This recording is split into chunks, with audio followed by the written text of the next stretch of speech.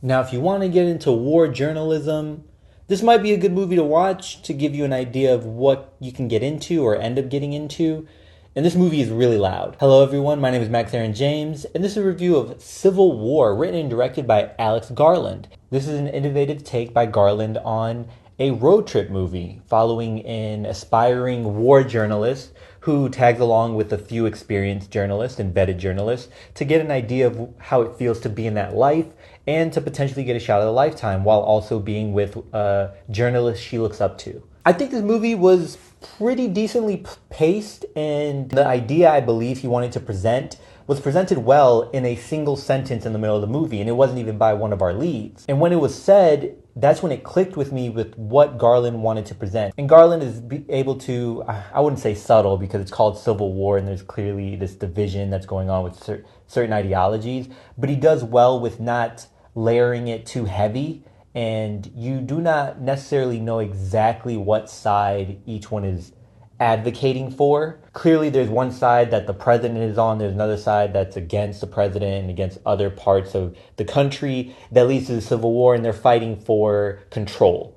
All right, so I just rewatched Civil War, and I realized the story is very much, it feels like nothing. It feels like Garland thought of a lot of cool scenes and situations that would be entertaining and suspenseful, and thought of some nice shots as far as cinematography, but there was nothing really putting it together. So at the last minute, he brought in this journey and motivation and goals for these characters to create a narrative thread that just loosely brings everything together. Close to half of the scenes that we watch or sequences are pretty inconsequential, and you realize that after the scene has passed that it doesn't really falter or halt or affect these characters as much as maybe it should have.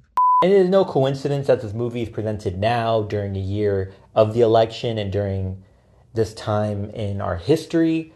The Purge is pretty good at releasing during election years or during important times when politics seem to be at the forefront of mainstream. I will say the final few minutes felt kind of weird because of what happens to someone, and it feels not necessarily brushed off, but it felt that Garland was trying to hurry up to get to what he wanted, and once we got there, then it just ended, and it felt detached from how I was presented, how these characters were presented to me, and the connection that was developed throughout this movie. So that was the one thing that really stood out to me. Garland, I feel, has an opinion, as I would say most of us do, if not all of us, but just wants to make an entertaining movie for us to enjoy and to be like, wow, that feels real. And given what's currently going on, and not only in the United States, but internationally, Garland clearly has thoughts on the matters, and he tries to be neutral when presenting the story, but the story itself is so neutral. The characters that we follow never really hint at what side they're on or their thoughts on the matter, and we never really know what each side is fighting for, so even the audience doesn't know what side to choose. So we end up just going through the motions along with the characters who are also going through the motions, not really knowing what they're fighting for, because I do not know what really matters to them. Until next time, y'all take care of each other, check up on one another, make sure you check up on yourself, and remember, potential has no limit.